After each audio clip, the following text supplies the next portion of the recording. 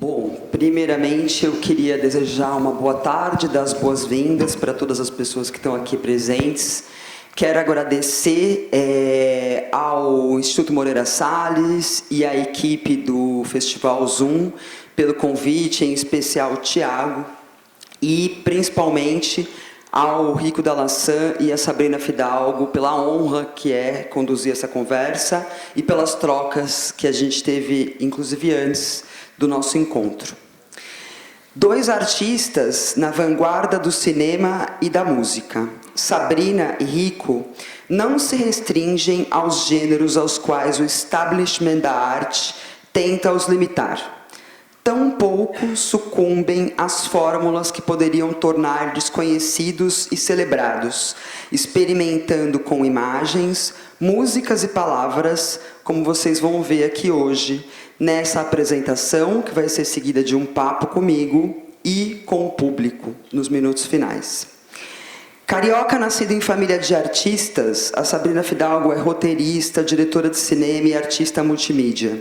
Seus filmes Rainha, de 2016, e Alfazema, de 2019, ganharam o prêmio de melhor filme pelo júri popular no Festival Internacional de Curtas-Metragens do Rio de Janeiro. Sabrina participou da exposição Abre Alas, na Galeria Agentil Carioca, e de um dos mais importantes festivais de fotografia no mundo, o de Arles, na França, além do programa de videoarte Mira, na Arte Rio. Eu quero pedir palmas para a Sabrina, por favor.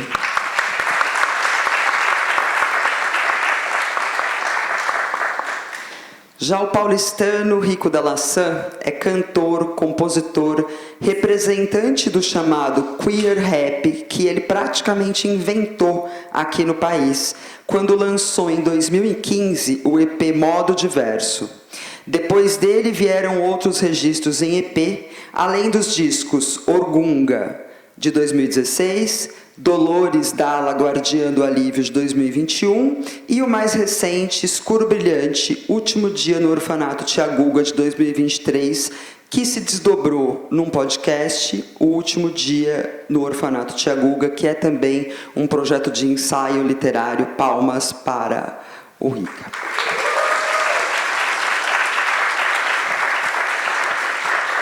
Bom, eu vou então agora passar a palavra diretamente para o Rico. Boa tarde, obrigado pela presença de todos. Eu sou o Rico da Laçã, estou vestindo uma camisa branca, um casaco preto, tenho cabelo curto, sou um homem de pele escura, tenho um brinco dourado na orelha.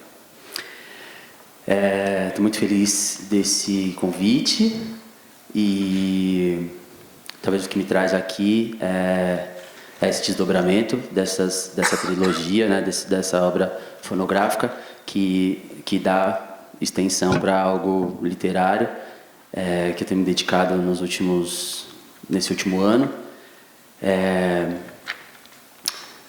A parte da digitalização de alguns VHS que eu tinha guardado, né, ao longo da vida, que trazem um pouco de imagens e memórias de um momento ali entre meu nascimento e até o momento que eu encontro minha mãe, e que dá conta de mostrar esse lugar onde eu vivi em algum momento, no comecinho dos primeiros anos da vida, que é lá na Tiaguga. E a partir daí eu começo essa grafia órfã, né? Começo a escrever sobre as coisas que envolvem isso, porque talvez seja a continuação das coisas que eu vinha dizendo nessas outras três obras, que estavam sempre ali em torno de sentenças que pontuam alguma perspectiva afetiva, alguma perspectiva amorosa.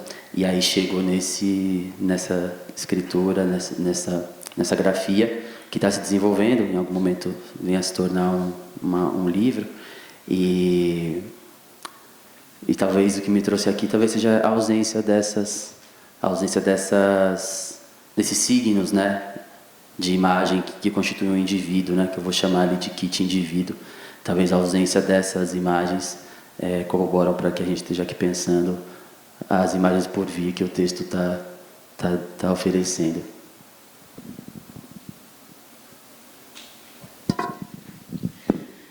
Boa noite, sou Sabrina Fidalgo, eu sou uma mulher negra que estou vestindo um vestido, né, azul de listas brancas, tenho um tênis branco, tenho um chapéu, estou com um lenço colorido, rosa e acho que isso aqui é o quê? Sou meio daltônica. É um laranja, né? Laranja e preto. Estou com batom vermelho, brincos pretos e estou muito feliz de estar aqui participando, né, dessa mesa incrível com a Adriana, com o Rico. Queria agradecer o convite do Tiago, né, a segunda vez que eu colaboro com a Zoom, né, a primeira vez no festival, né, e estou muito feliz e contente, né, de poder estar participando dessa mesa falando de sonhos, né.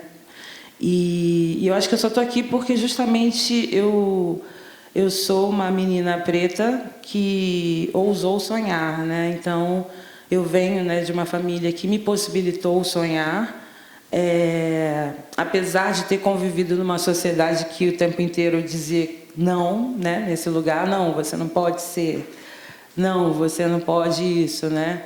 Sempre que eu falava alguma coisa no sentido assim, tipo, eu quero ser diretora de cinema, mas como assim isso? Não, você não pode. Eu quero ser bailarina. Não, não pode, né? Porque é isso, é porque a gente vive numa sociedade que ainda vive esses signos, né, do projeto colonial, né, que é um projeto de supremacia branca, né, acima de tudo, e esse projeto ainda continua em curso nos dias de hoje. Então, acho que é muito importante a gente falar sobre esse lugar do sonho para pessoas que tiveram, né, o sonho negado, né, ao longo desse projeto de 400 anos, né, de escravidão e que ainda se perpetua, né, de certa maneira hoje em dia. E acho que é isso que vai nos salvar enquanto nação mesmo, sabe? Eu acho que o Brasil ele só vai conseguir realmente adentrar o século XXI quando a gente entender que todas as pessoas, né, independente de qualquer ordem, elas podem sonhar, e mais que isso, elas têm que concretizar esses sonhos. E eu sou, né, o resultado disso, de pais que criaram um projeto preto, né, familiar, e me possibilitaram sonhar e concretizar. E eu faço cinema, sou diretora de cinema. Eu tenho uma obra, né, que compreende filmes de média e curta-metragem.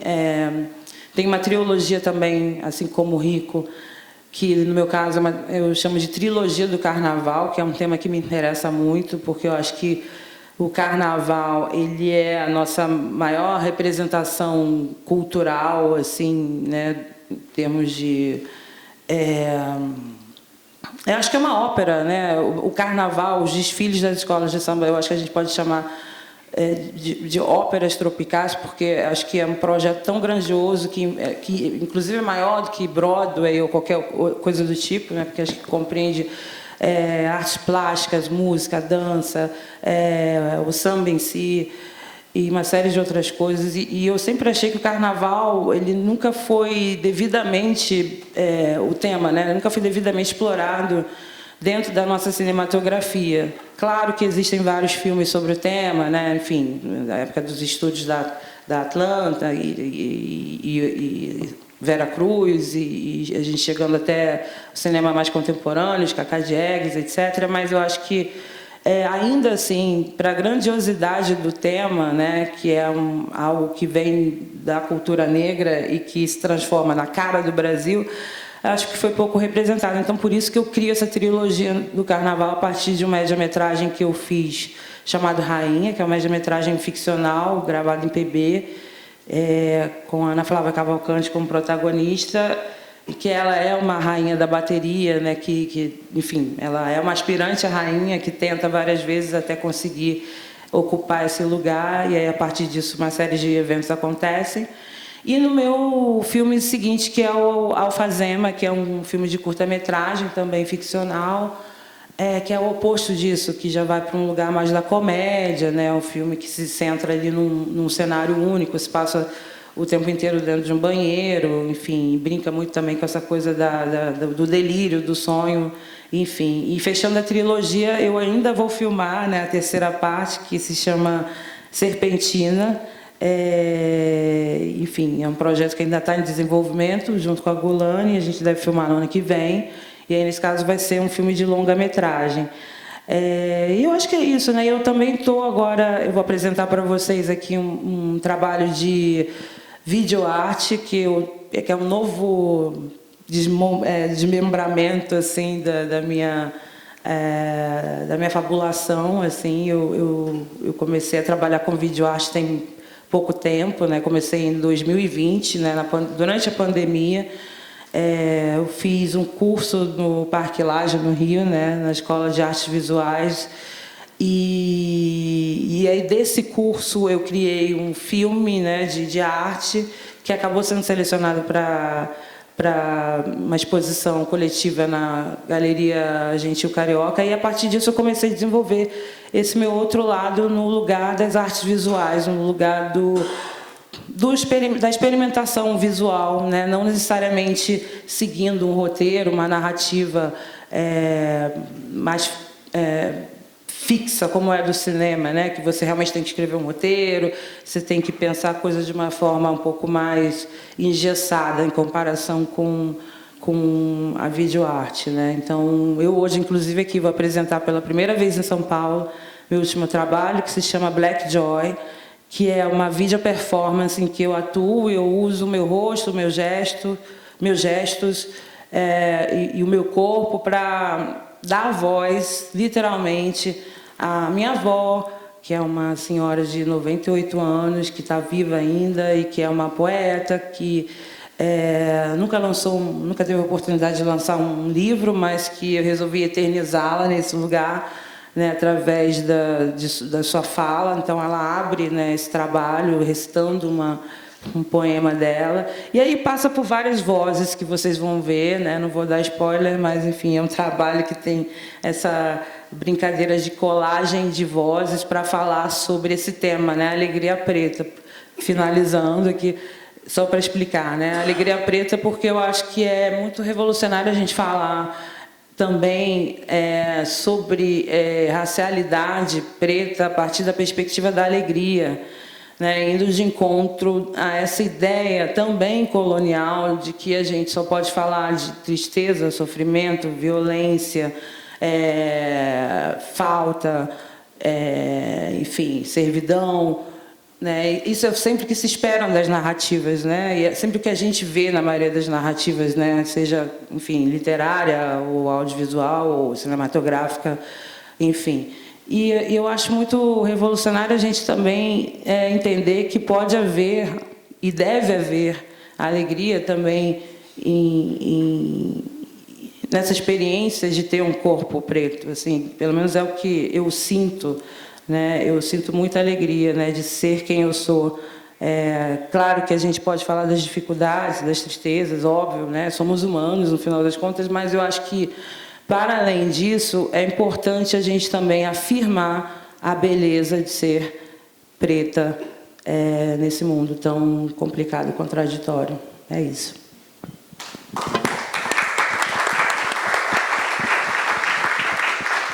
Acho que agora a gente vai assistir ao vídeo da Sabrina, né?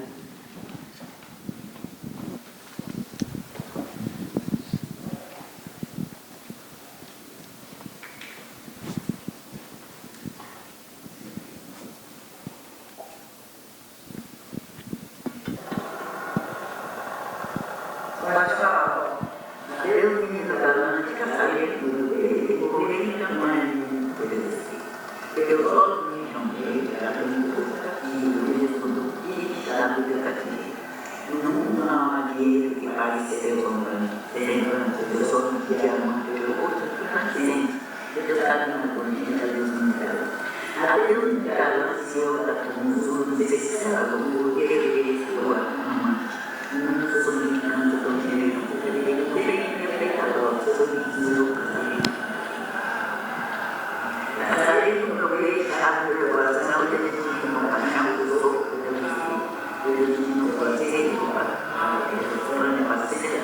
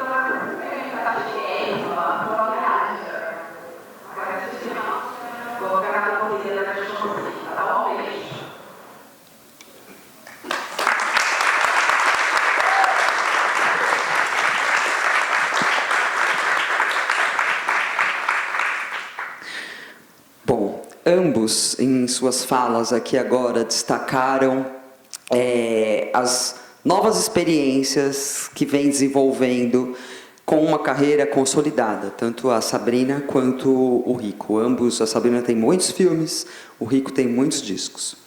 Eu queria saber de vocês quais foram as experiências, as inspirações e as preocupações estéticas que motivaram essas experimentações. Vou começar pelo Rico, né, que transformar, primeiro pensar na trilogia e na sequência transformar um dos capítulos ou episódios dessa trilogia no trabalho do podcast e no ensaio literário.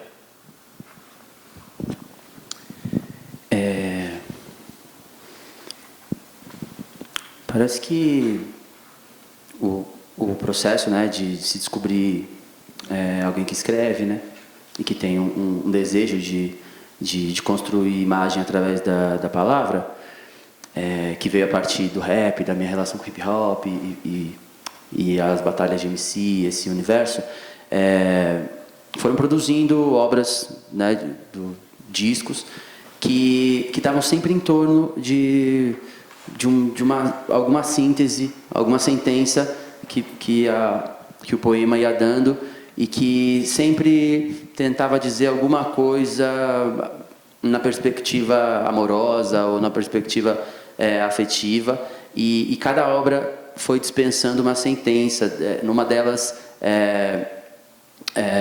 dispensa a sentença que diz não falaria de alívio se não tivesse doído tanto. A outra, a do meio, diz o que sei sobre o amor inventei, e a última ela vai trazer a sentença: minha noção mais recente de amor sou eu me levando no braço. E foi num caminho natural, se mostrando que talvez esse desejo de narrar essas histórias, eles estavam todos talvez fazendo parte de uma repetição, né? de um senso de repetição que começava nessa minha experiência de orfandade, essa experiência lá na Tia Guga, nesses primeiros 4, 5 anos da vida. E aí voltei a assistir as fitas e tal. Montei um pedacinho de vídeo que talvez dê conta de qual é esse material que eu revisitei e passei a escrever em torno dele, e levantar ali as memórias e as pessoas e os personagens e o lugar, e a partir daí, hoje, nesse ponto da vida, a minha noção mais recente de amor, que talvez essa sentença que norteia essa última obra, que talvez eu tivesse, durante a escrita, fui percebendo que eu tô, hora ou outra, me havendo com algum tipo de repetição, né? E entre elas existe talvez o medo de ser devolvido, ou enfim, uma série de experiências que vão aparecendo nesses primeiros anos, que depois entram de alguma maneira em uma forma de repetição, e essas repetições vão produzindo um tipo de poema, vão produzindo, agora por último, um senso de escrita, né, que eu vou chamar aí de uma grafia órfã, né? E nessa hora é nítido que existe um pontilhado, né, que vai se dando a cada vez que eu precisei atravessar um desejo de construir algo, de materializar algo. Esse pontilhado, na verdade, ele está deixando nítido para a gente essa lacuna, que é essa ausência de dados, ausência de informações, essa ausência de imagens mesmo, de referências que constituem um indivíduo na sociedade, um porquê seu nariz é assim, um porquê com quem você se parece, ou qual é da onde vem tal coisa. Essa ausência desses signos e dessas imagens que constituem alguém, muito é pensado e dito em uma série de escolas e faculdades assim de pensamento que são fundamentais na constituição e o desdobramento de um indivíduo e inclusive na sua possibilidade de se manter, né, e se constituir se desenvolver ao longo da vida. E aí a gente chega aqui com esse mundo de coisas às voltas dessa arte, dessa música, desse poema que veio nascendo nos últimos 9, 10 anos, e pontilhando qual é a cartografia, ou qual é a imagem, ou qual é o raio-x, né? Qual é a tomografia desse indivíduo que dá conta de contar essas histórias, mesmo ela apresentando tantas lacunas, né? Tantas ausências de referencial identitário mesmo, enfim. Antes de passar para a Sabrina, só queria que você falasse um pouco do podcast, porque você falou, né, dessa ausência de imagens, né, a partir da qual você pensou. E, por outro lado, o podcast, quem não ouviu ainda, eu convido a ouvir, porque é lindo, belíssimo. É muito imagético. Como é que foi a experiência de fazer esse podcast? E que é um podcast, além de muito imagético, muito sensível. Tem a participação da sua mãe, por exemplo, contando uma história que também é uma história que a gente viaja ali com ela, né? Consegue visualizar todas aquelas cenas. Quando eu chego nesse desejo de fazer o ensaio literário, né? Encontro com o Bruno e começo a contar ali qual é a intenção. Vou para essa coisa de entrevistar minha mãe, e contextualizando, né? Minha mãe, a gente se encontra em algum momento aí desse 4º, 5º ano da vida, e enfim, por coisas que vamos chamar de uma coisa mágica, né? Coisas bonitas assim que culminaram no nosso encontro, e a partir daí eu consigo me haver com alguma coisa sobre parentalidade, né? Passo a pertencer, a ter uma casa, uma família e tal. E o nosso encontro vai apresentar aí essa dança eterna, que é ser mãe e filho, né? 2 histórias de orfandade, a minha e a dela. A dela, num Brasil de 1949, em Itabuna, no interior da Bahia, e depois o meu, que é nos anos 90, aqui na periferia de São Paulo. Mas essas 2 histórias que ainda estão acontecendo, estão se desenvolvendo e aprendendo a ser, né, um ao outro o que se destina, me coloca, inclusive, no exercício de me haver com as outras necessidades quanto indivíduo que foram me aparecendo ao longo do tempo, no trabalho, nos relacionamentos, enfim, nas relações sociais, no modo geral, e que estão inevitavelmente conectadas a esse primeiro período da vida, né? Esse primeiro episódio, onde é lá que, hora ou outra, eu encontro talvez não exatamente a resposta, mas eu encontro ali de onde vem tal reação, tal mecanismo, tal forma de responder a um acontecimento que seja... Enfim, as pessoas que eu me cerco também, elas têm características muito próximas e é um número bem reduzido de pessoas, né? Então, nessas horas aparecem essas temáticas, né? Essa noção de tempo que transita entre tempo esgotado, quando algo que morou muito tempo na minha cabeça, a coisa do tempo esgotado, né? É uma noção que está sempre muito presente no pensamento de parentalidade e de orfandade, né? A coisa de qual é o momento em que você deixa de estar assistido pelo Estado, e a partir daquela hora não tem mais essa responsabilidade, você é um indivíduo autônomo, ou a questão de ser o medo de ser devolvido, né? Que é uma outra questão também que mina esse universo, talvez porque é assim que as coisas se dão, né? Nada tá posto quando se tem essa experiência de vir a ser filho, de vir a ser com alguém, né? Essa dança que pode ser para sempre ou pode ser interrompida dentro de um período que está colocado.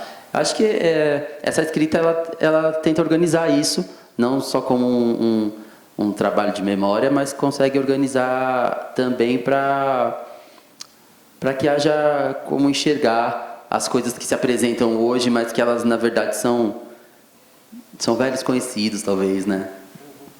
Sabrina, eu vou, antes de passar para você falar do trabalho de videoarte, eu queria pegar um gancho justamente, né, nisso que o Rico estava falando, porque eu fiquei pensando, né, que você, por outro lado, veio de uma família de artistas, como eu disse no início, né? Então você, desde de pequena ali, teve cercada de imagens, né? Os seus pais construíram para você imagens positivas, imagens. Eu queria saber como é que você partiu de um lugar para os seus trabalhos, que foi a partir dessa experiência que você viveu. Como é que essas imagens, essa experiência imagética de infância e tudo, se traduz no seu trabalho? E como é que você, a partir disso, passou a experimentar até justamente chegar na videoarte?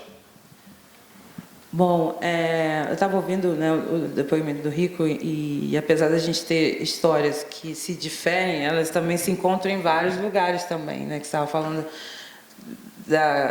que você viveu a orfandade, né, na sua vida e também pela vida da sua mãe, na trajetória dela, né, em momentos diferentes do tempo. Eu também sou órfã, né, eu perdi meus pais e a minha mãe também já era órfã, né, então assim, eu acho que esses atravessamentos estão sempre muito presentes assim nas famílias pretas, sobretudo, né? Porque a gente teve essa grande complicação, assim. Eu fiz outro dia, inclusive, o exame de ancestralidade pela primeira vez, né? Porque a gente não sabe de onde a gente veio, né? Enfim, a maioria das famílias aqui, das pessoas que têm ascendência europeia, italiana, alemã, seja de onde for, elas sabem, né, de qual vila no sul da Itália o bisavô saiu e casou com a avó que, enfim, veio da Polônia, talvez.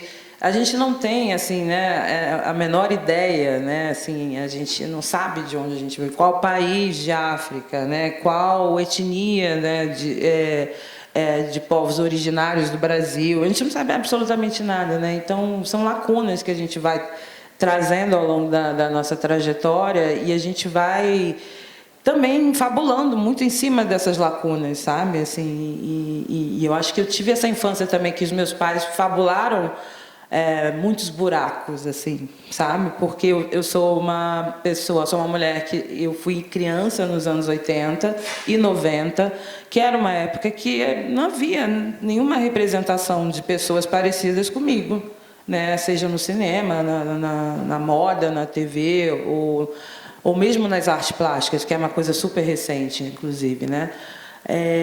Então eu lembro disso, assim, dessa fabulação que eles criavam, assim, sabe? Então se apropriavam, assim, de repente, de símbolos de pessoas que não necessariamente se pareciam diretamente comigo, mas que remotamente, fulana tem um cabelo preto, olha só, né? Tipo, tá mais próxima de você, né? Então tinha um amigo que vinha dos Estados Unidos e pedia, pelo amor de Deus, tragam revistas, tipo Essence, Ebony, né?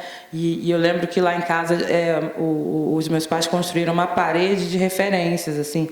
É uma das minhas lembranças mais antigas que eu tenho, assim, que eles pegavam essas revistas importadas que alguns amigos traziam e eles, enfim, colocavam, desmembravam essas revistas e colavam nessa parede. Já era um mood board. Sim.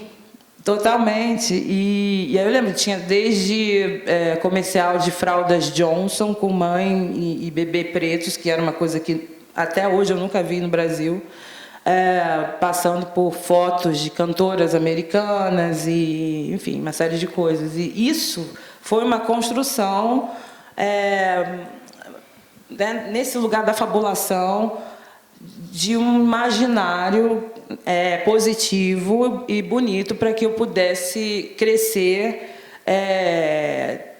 com com essa possibilidade de sonhar, né? Assim, então eu olhava para aquelas fotos e eu falava, não, então se tem essa mulher aqui fazendo essa campanha de bebê Johnson com esse bebê, então eu também posso vir a ser algo do tipo, tem essa cantora maravilhosa, assim, assada, então eu também posso sonhar nesse lugar.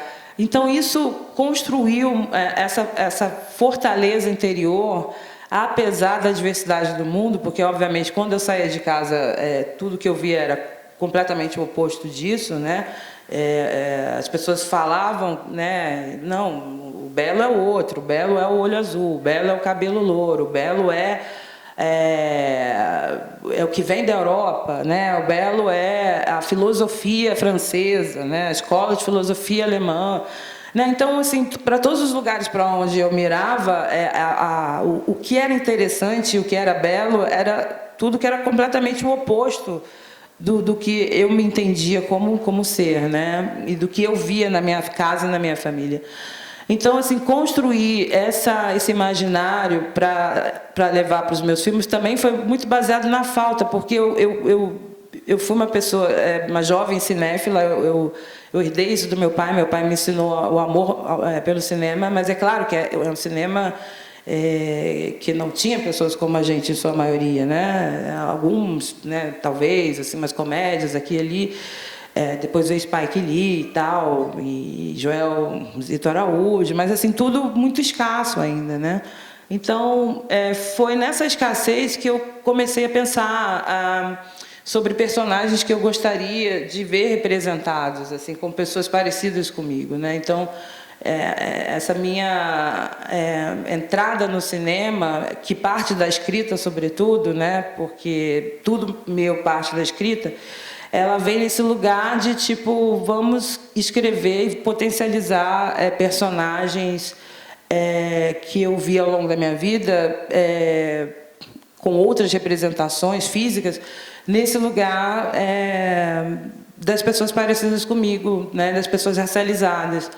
E aí eu começo a escrever, né, os roteiros com protagonistas, com heroínas, com anti-heroínas e etc., que chega nesse meu cinema de hoje em dia. E aí, nesse lugar da videoarte, assim, eu acho que ainda estou me entendendo, né, nesse lugar, eu acho que é um outro lugar diferente da fabulação do cinema. Acho que é um lugar que eu estou experimentando, na verdade, falar sobre uma narrativa mais pessoal, né, uma narrativa ancestral, que eu tento resgatar também lacunas da minha própria família, de pessoas ancestrais que eu não conheci, né? Eu tenho essa avó viva de 98 anos, é uma avó paterna, mas eu também, assim, não sei nada do lado da minha mãe, por exemplo, assim, não conhecia a família biológica dela, porque a minha mãe foi adotada, inclusive, adotada, entre aspas, muitas aspas, né? Então eu estou muito nesse lugar dessa construção, desse entendimento também, assim, dessa ancestralidade meio que quebrada, sabe? Essa ancestralidade que a gente não conhece e que a gente conhece só um pouco, e o que a gente faz com essa não informação, o que a gente faz com o pouco que a gente sabe, né? Então, o meu trabalho nas artes visuais está mais focado nesse lugar mesmo pessoal. Antes da gente subir, eu falei que estava ali, né, mergulhada no trabalho de vocês e nas entrevistas de vocês antes do nosso encontro aqui. E bom, se tem uma coisa que acho que é muito em comum entre vocês dois, que eu disse, que é a música, justamente, né? E aí eu queria ouvir, começando pela Sabrina, porque você, Sabrina, é pesquisadora musical. Para além das trilhas sonoras, óbvio, né, que os seus filmes todos, a trilha sonora é muito importante, mas para além disso, no que é que a música, o que é que a música imprime no seu trabalho? E agora também pensando, né, que esse trabalho de videoarte é muito calcado na música também. Eu acho que depois da escrita, a música é imprescindível, assim, né, dentro do meu cinema, né, do meu fazer, a arte em geral. Assim, eu tenho fascínio por música, assim, eu não tenho nenhum talento musical específico, mas eu eu escuto muita música desde criança, assim, eu tenho uma boa memória para isso, né? E antes, inclusive, do Shazam, eu lembrava de músicas, de nomes, assim, eu sempre tive uma memória meio excepcional para essa questão musical, assim, acho que vem muito disso também, assim.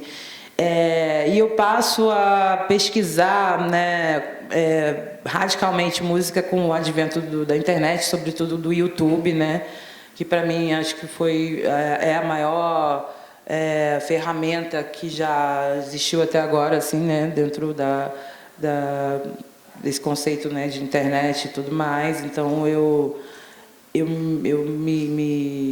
fico horas ali pesquisando e encontrando coisas raras e não raras e fazendo conexões. Então, quando eu escrevo um roteiro, geralmente assim é sempre baseado numa determinada trilha que eu estou ouvindo naquele momento e que me inspirou a escrever determinada história. Foi assim com Rainha, por exemplo, que é um filme que tem na trilha o Chico Buarque, mas não é o Chico Buarque comum, assim, na verdade, as músicas que são tocadas no filme elas vêm desse álbum que ele gravou em Roma, né, durante o exílio, que ele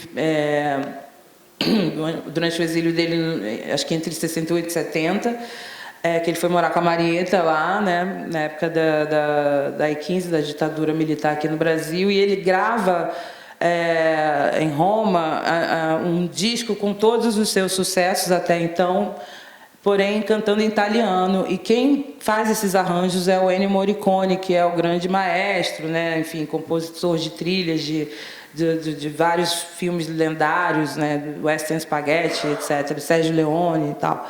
E esse disco ele se torna muito raro. Ele só foi distribuído praticamente na Itália naquela época.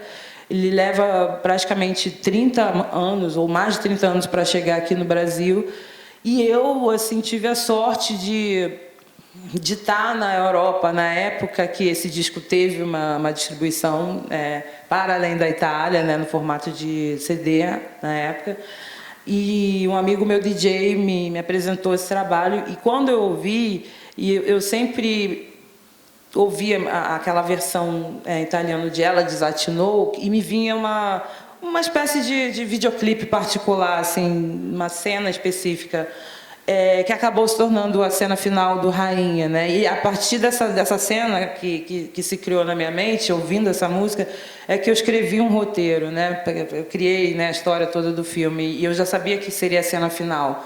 Então, eu ia dar um spoiler da cena final, mas não... não vou dar spoiler, mas enfim, eu parto do final, eu escrevo de trás para frente, né? Porque eu já sabia que era uma rainha da bateria, eu já sabia a situação ali que se colocava, então eu tive que pensar uma história para chegar até ali, né? Então, por exemplo, esse é um exemplo, né, do poder da música, assim, em relação ao meu trabalho, assim, a mesma coisa com Alfazema também, que eu estava ouvindo muito na época uma música do Sérgio Ricardo, que é o Zelão, que é um samba, né? Acho que foi o primeiro samba político, assim, acho que é de 1960, e eu gosto muito de pesquisar música, quanto mais antiga melhor, anos 40, 30, 20, eu vou nessa.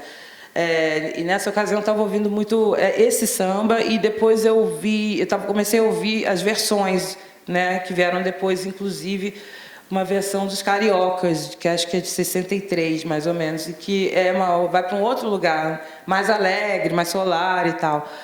E aí eu criei o roteiro do Alfazema pensando assim, tipo, vou fazer essas duas versões se dialogarem entre si no filme, né? E, enfim, isso. Foi outro filme também que tem que é muito talhado na questão da música, e tem a música como personagem também. Eu acho que é isso, né? Assim, eu acho que fazer cinema, no caso, eu acho que para quem tem interesse, assim, é sempre bom lembrar que a gente fazer cinema está muito nesse lugar de você ser um expert em todas as artes, de certa forma, né? Porque o tempo inteiro você está pesquisando música, você está pesquisando pintores, você está ali nas artes plásticas, nas artes visuais, você está na moda também, você está vendo quem é que está fazendo o quê, enfim, as várias formas de expressões, artísticas e o próprio cinema em si, então literatura. Eu acho que é isso que me interessa também, assim, no fazer cinema, sabe, que eu posso estar em diálogo aberto e reto, e envolvida totalmente, né, em todas as expressões artísticas. Rico, você no podcast conta que você escreve desde quando você nem sabia escrever, né? Que você escrevia desde criança sem parar, mesmo antes de ser alfabetizado. E é muito emblemático, né, que você tenha estreado na carreira, eu acho, como rapper, né, tendo essa ligação com a escrita.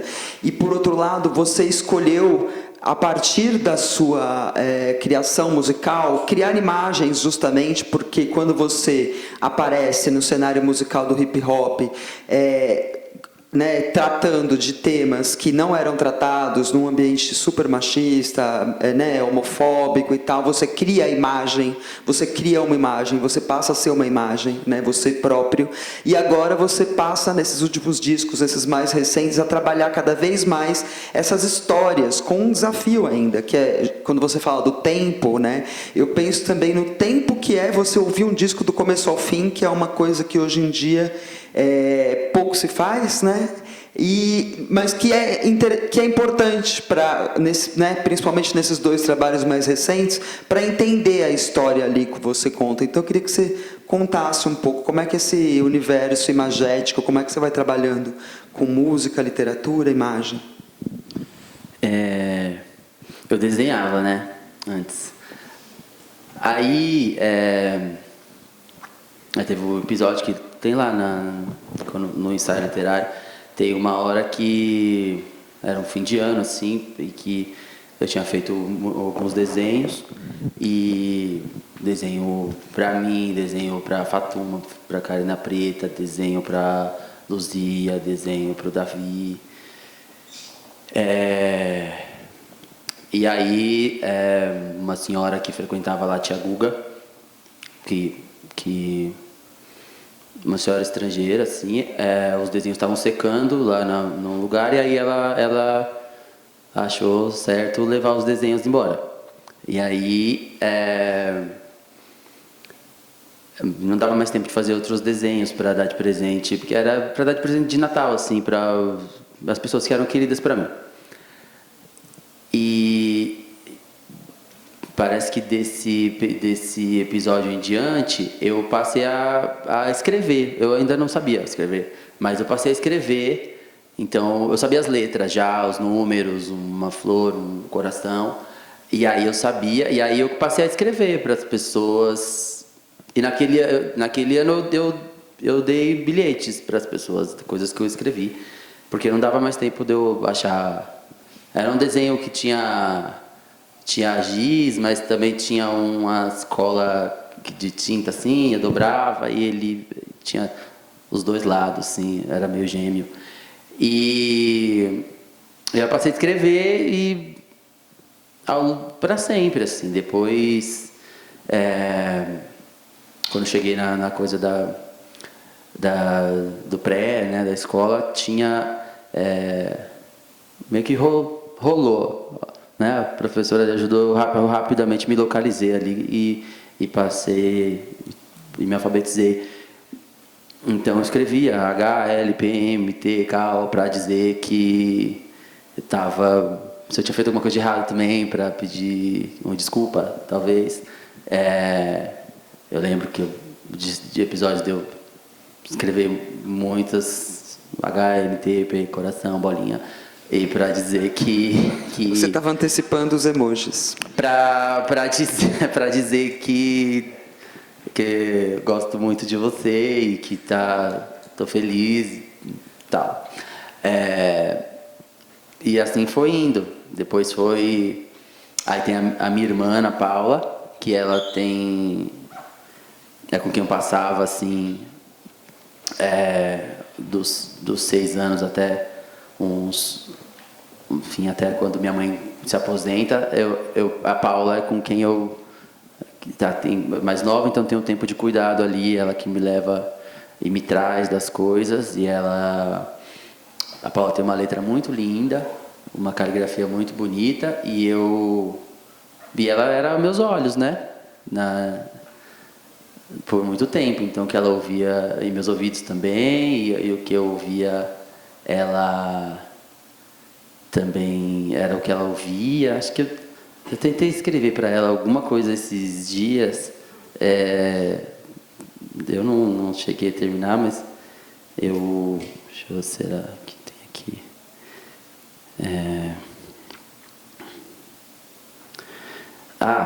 Eu estava lembrando disso, e porque no fim a palavra ela continua, sei lá, eu tô aqui por causa da palavra, tá ligado? Eu sei lá, eu conheço o mundo por causa da palavra, eu faço turnês por causa da palavra. E eu escrevi assim: Paulinha, por muitos anos você foi meus olhos, minha caligrafia, minha medida, meu compasso, minhas horas, minha perfeição. A letra mais perfeita que eu precisei despraticar e aprender a minha imperfeição. Deduzir que horas são, crescer sem proporção e ser pequeno só na estante. E como não piscar, ficar grande, pro meu tênis preferido e minha mochila de elefante. Paulinha, você foi meu alfabeto e o meu caderno.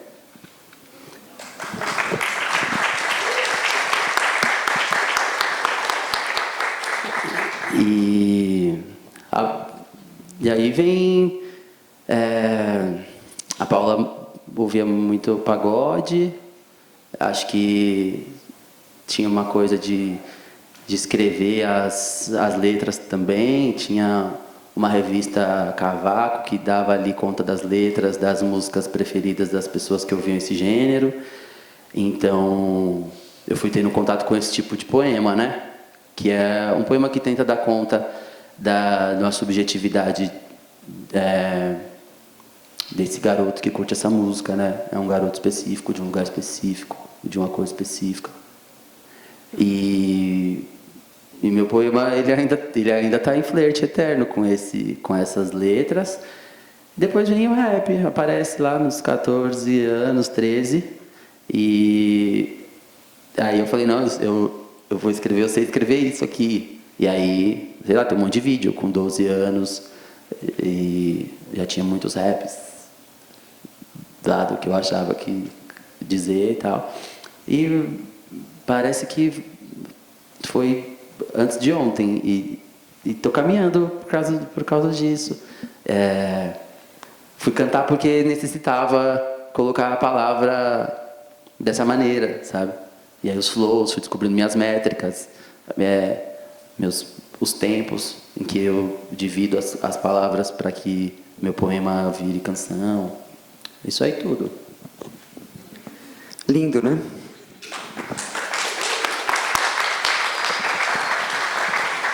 Essa história que o Rico contou do desenho é um dos episódios do podcast Quem Avisa, Amiga É. Ouçam.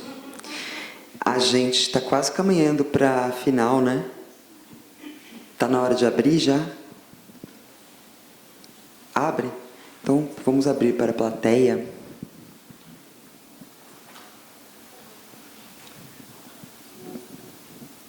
Tem um microfone ali no meio da plateia. Ah, tá ligando o microfone. Ó,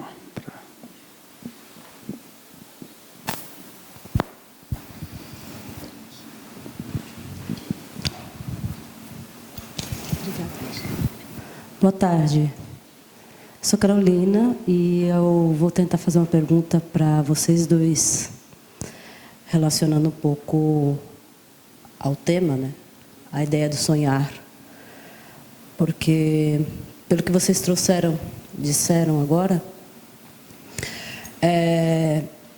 eu consigo imaginar a mãe do Rico, eu consigo acessar pelo vídeo um pouco da avó da Sabrina. Eu ouço as músicas, eu vejo as imagens, eu me identifico. E isso mexe comigo no lugar do entendimento do tempo de construção de onde viemos. Vocês falaram em alguns momentos disso. De um tempo entendido como tempo passado. Ao mesmo tempo que a Sabrina traz, que iniciou um dos filmes pelo final, né? Então, caminhando aí um pouco para a possibilidade de sonhar, enquanto construção de realidades ainda não realizadas, ainda não concretizadas, independente do tempo, mas também pensando numa realização em algo que está por vir. A minha pergunta é a seguinte: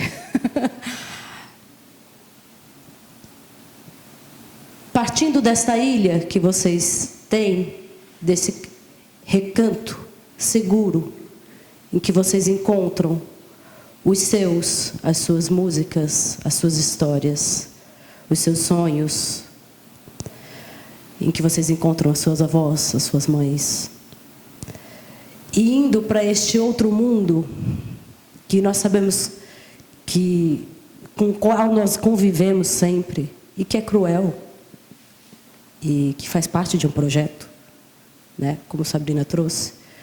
Qual é para cada um de vocês, no âmbito concreto, no dia a dia? Qual é o barco? Qual é a boia? Aonde vocês se seguram? Quando vocês se deparam com as repetidas descredibilizações pelas quais nós sabemos que nós passamos. Porque o sonho, ele está no lugar do ideal, né? Ele está no lugar de difícil acesso e que rotineiramente é descredibilizado enquanto possibilidade de se concretizar, assim como muitas das nossas produções intelectuais, seja por gênero, seja por raça, seja por tantos outros motivos e sistemas de opressão que nós conhecemos. Então, eu aproximo essa produção criativa de vocês enquanto realização de sonhos e volto à pergunta. Diante dessa consecutiva e repetitiva descredibilização, em que vocês se apoiam?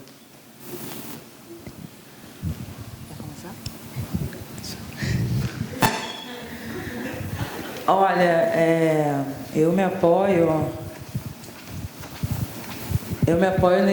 nessa parede que os meus pais criaram lá em casa com essas fotos e que eles apontavam cada foto e falavam: você pode ser cada uma dessas representações aqui.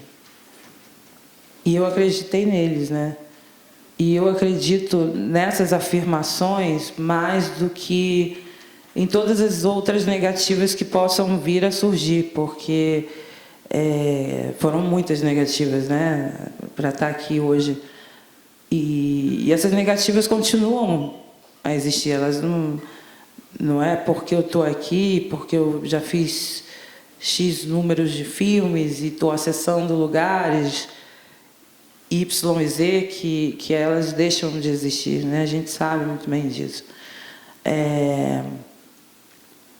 E é interessante porque essas negativas elas se mostram em lugares positivos também, no sentido de que é um Tolkien aqui, é um Tolkien ali, é você ser convidada às vezes só para falar sobre determinados assuntos, é você ser colocado nesse pacote de cinema negro, sendo que o que é o cinema negro? O cinema negro, a meu ver, não é uma manifestação artística. Eu nunca fiquei sabendo de um grupo de cineastas pretos, por exemplo, que se uniram para escrever um manifesto artístico ou algo do tipo.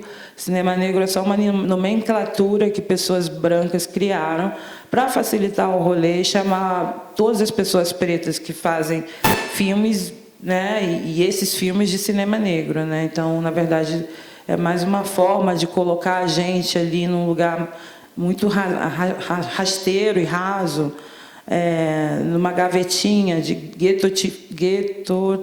como é que fala isso? Como é que é? Guetificação, guetificação, né? Então, isso para mim é tricky, sabe? Assim, parece um sim, mas é um não, na verdade, está te excluindo, né? Porque ninguém fala de cinema branco, por exemplo, né? Por que não falam de cinema branco? Por que para a gente é cinema negro, sendo que nós somos a maioria da população? né? Porque nós somos exotificados enquanto maioria dentro do nosso próprio país. Isso, para mim, é um grande não, por exemplo. E você ter que lidar com esse tipo de não que parece sim, às vezes é mais difícil de você lidar com um não que parece não, sabe? Então, é isso, é o tempo inteiro, assim. Eu acho que a gente não vai ter paz no momento. Sinto te informar. As coisas podem melhorar, mas a gente não vai ter paz. Mas eu acho que assim, eu sempre recuo a essa parede da minha casa, assim, quando está tudo muito estranho, assim, quando o mundo está se mostrando de uma maneira muito cruel ou triste. Eu acho que eu tenho a palavra, sim, mas também não é uma coisa de segurar, assim. Acho que eu não sei se me sinto seguro, sim, sabe? Algo me passe uma segurança, mas eu sei que eu tenho a palavra. E na palavra eu materializo coisas, eu desfaço outras, eu me encanto outra vez e acho o caminho, eu me desencanto e também fico chateado, amaldiçoo coisas e sei que eu tenho a palavra. E aí com isso eu vou...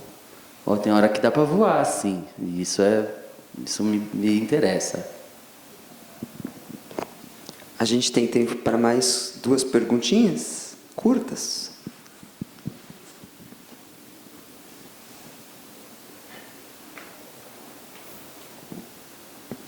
Ninguém?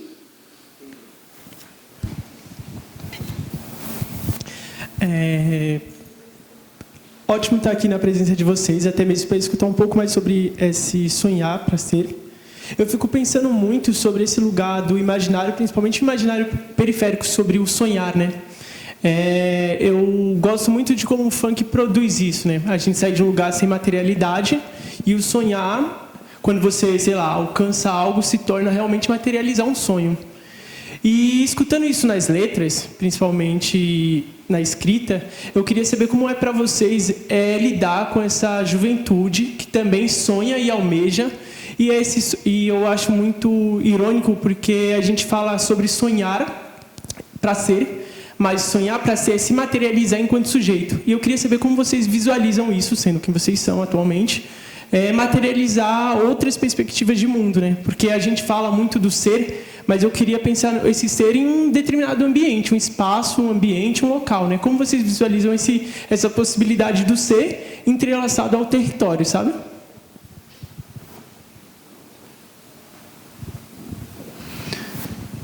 Se eu entendi... O que foi, gente? Se eu entendi, parece que começar a construir alguma coisa, né? Você passar a edificar alguma coisa no seu processo, te requer muita atenção sobre aquilo. Você se dedica, né? Você se dedica a edificar uma coisa. No caminho, parece que você vê alguma coisa dar certo, aí você se estimula a continuar. Você vê sempre dá errado, mas é a coisa que você acredita pra caramba e você sai na teimosia sobre o que te interessa, né? E você vai fazendo, ora você faz concessões, ora você sai renegando possibilidades e tudo, mas na visão que você teve, né? Eu acho que quando pinta uma visão no seu horizonte, ela pode ser sua parada, ela, mesmo que ela se renove, ela se refaça no processo.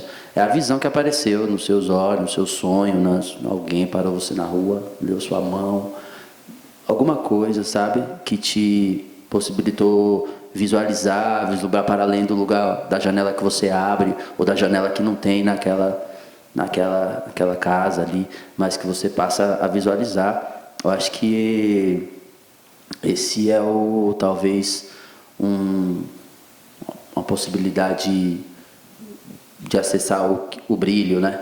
O brilho, a coisa que eu chamo de brilho, que é quando você se reencontra com a sua própria coisa, sabe, da sua cabeça, assim, com o que há de especial seu, que vem com você lá no dia que você chega aqui no mundo, você se reencontrar com isso, você entrar numa empreitada em que você vai cada vez menos se distraindo com as outras coisas e chega na visão da sua coisa e sai edificando, construindo.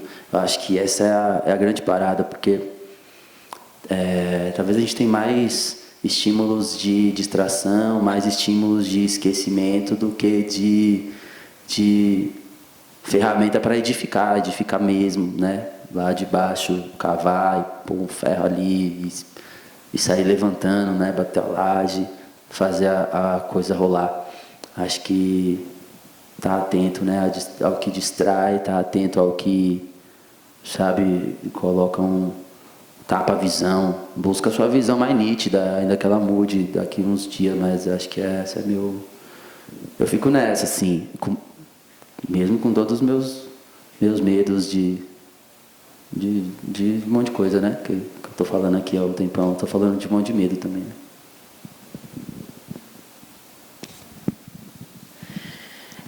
Eu fiquei aqui pensando, assim, eu nem sei se é isso que você quer saber, mas, enfim, eu fiquei aqui pensando que, por exemplo, vocês que já nasceram, né, no advento da internet, assim, vocês têm uma puta vantagem, assim, sabe? Assim, que eu que, por exemplo, vivi os dois mundos, né? Quando a internet chegou, eu tinha, sei lá, 14 anos, né? E fiz essa transição do analógico para o digital, até com uma certa fluidez, né? Mas eu acho que você é bem novinho, acredito eu, você já nasceu com a internet, né? Então, você tem acesso a coisas, né? A informações, a aulas, a entrevistas, a pesquisas, assim, que é algo realmente inacreditável. Eu acho que é realmente assim fazer uso dessa ferramenta, sabe, para também conseguir, sabe, focar e criar estratégias para o que você deseja, né, tornar realidade enquanto sonho, sabe? Eu acho que se a gente se nós formos bons curadores na internet, né, dentro de uma realidade periférica, né, que talvez você não possa acessar determinados lugares e espaços de privilégio, mas você tem essa ferramenta da internet que te leva a acessar também esses lugares virtualmente, sabe? É isso que eu estou querendo dizer. Eu acho que é fazer uso disso também. Sabe, você pode aprender inglês na internet e pode falar inglês assim como um americano nativo. Eu já conheci meninos assim que aprenderam inglês na internet, fazendo aula no YouTube, vendo série com legenda em inglês e fazendo exercícios. Eu acho que é se apropriar disso tudo, sabe, para criar ferramentas e principalmente criar estratégias, assim, porque para a gente materializar sonhos e desejos, a gente precisa criar estratégias, a gente precisa criar métodos, a gente precisa entender dentro das nossas precariedades como a gente vai conseguir vencer essas demandas para chegar e fazer network, conhecer e deixar, sei lá, o seu demo, sua poesia, ou o seu projeto, seu roteiro para a pessoa certa. Enfim, é muito importante, sabe, esse lugar de estratégia. E, de novo, internet. Usar bem a internet nesse lugar, porque é possível. Não sei se foi isso que você perguntou, mas... Temos uma última pergunta da plateia.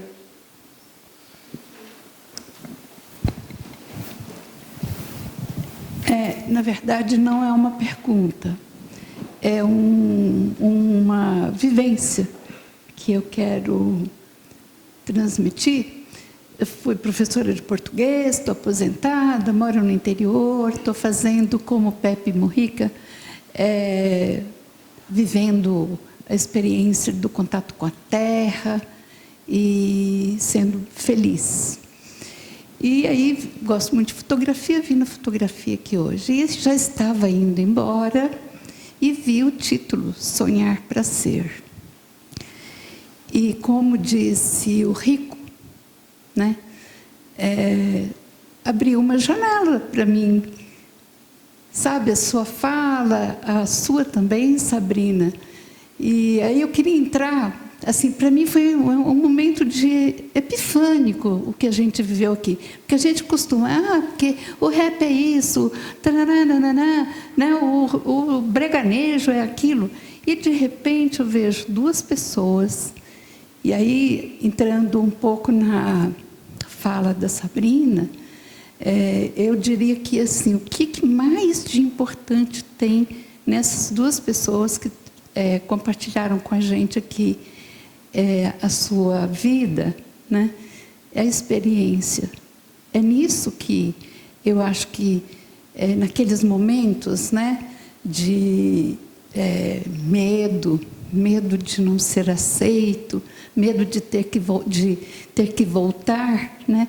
Aí você volta-se para si, que está muito presente quando, por exemplo, o Rico faz até o gesto, né?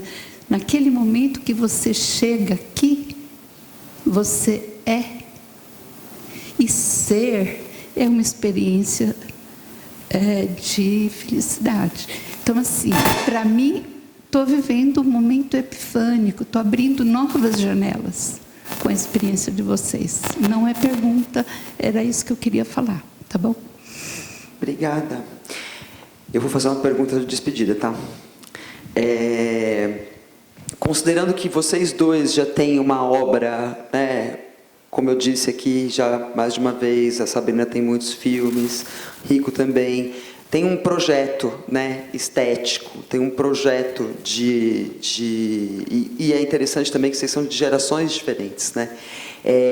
Que outras ou temáticas, ou outras estéticas, ou outras éticas vocês estão explorando e ainda querem explorar, até para vocês darem um ganchozinho do que vocês estão trabalhando? Bom, no meu caso, eu estou, né, explorando esse lugar, né, das artes visuais, da videoarte, da videoperformance, da videoinstalação, né, que é todo um novo campo para mim, assim, um novo campo estético, um novo campo de expressão. É um desafio também, de certa forma.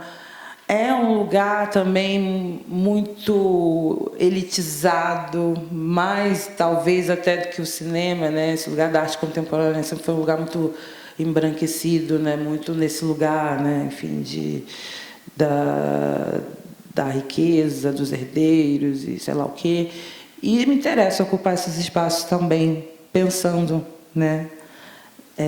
Sobre esses assuntos, assim, porque eu acho que o meu trabalho, a minha experiência enquanto artista e a minha vivência enquanto pessoa também está nesse lugar de ocupar, sabe, lugares que nos foram negados durante muito tempo, sabe? Então me interessa fazer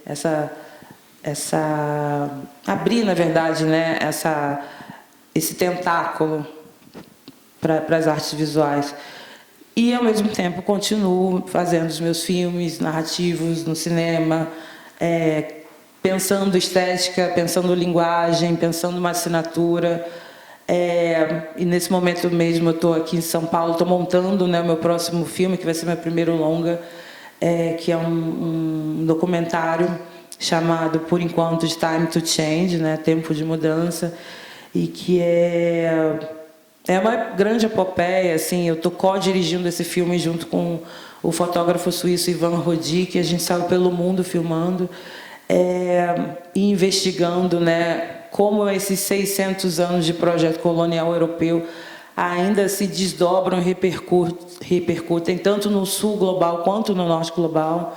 E nós somos personagens do filme também, né? Ele enquanto homem branco, suíço, europeu, eu enquanto mulher preta latino-americana, né? Como é que essas vivências conversam dentro dessa perspectiva, né, decolonial, né, de hoje. Então, é um filme bem complexo, bem difícil, denso, mas muito interessante. Eu acho que é um filme que está trazendo diálogos e conversas e imagens assim meio que inéditas, assim, coisas que nunca foram antes, né, faladas sobre, né? Então, é um filme que vai ficar pronto agora no início do ano que vem, em março. A ideia é lançar num festival de cinema, a gente não sabe qual ainda, mas é um filme que conta com a produção da Globo Filmes, Globo News, Canal Brasil e tal, e que com certeza vai para as salas de cinema, né? Vai ter distribuição da Gulani+, e depois vai para o streaming. E depois desse projeto eu filmo, né, o Serpentina, fechando a trilogia do Carnaval, que eu comentei, e que também é um filme de longa-metragem, mas aí de ficção. Eu já falei um pouco sobre esse filme, né, como vai ser. Enfim, trazendo de novo partes do meu elenco. Eu trabalho sempre com as mesmas pessoas, assim. Eu tenho é meio que uma espécie de companhia de teatro no cinema, assim, sabe? Eu trabalho sempre com os mesmos atores, com os mesmos colaboradores na parte técnica, ou com a mesma diretora de fotografia, que no caso é a Júlia Zaca, enfim. Então é bacana, assim. Então é um filme que vai trazer, um projeto que também vai trazer, né, essas pessoas que já estão trabalhando comigo em outros projetos, em outros filmes. E acho que é basicamente isso, né? Estou escrevendo um livro também, com a Companhia das Letras, um livro de memórias que não está sendo fácil, é um processo meio... Por mais que eu escreva com muita facilidade, né? E é isso, o meu trabalho todo parte da escrita, meu trabalho artístico, mas não é fácil falar de si, sabe? Assim, e não é fácil acessar memórias, porque nem sempre a gente quer acessar essas memórias também, sabe? Mas às vezes é através do acesso a essas memórias que a gente se cura também. Então eu estou nessa grande loucura aí, esquizofrênica, com esse livro. Cheia de novidades. E você, Rico?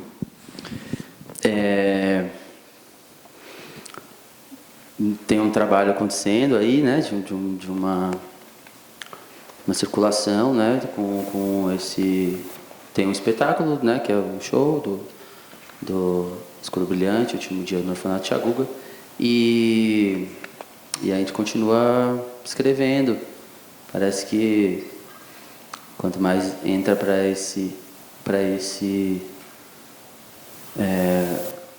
essas histórias que estão sendo recontadas desse período lá da Tiaguga, eu também vai aparecendo outras nuances, né, subjetivas em volta desse universo e que talvez consiga organizar um pouco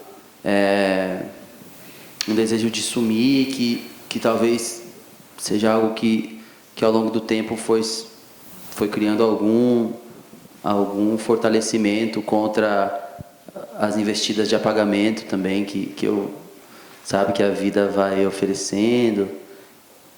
Tenho muito pensado isso, que talvez existe um contrapeso aqui nesses desejos de sumir que acomete muitas pessoas, né? Tem sumir.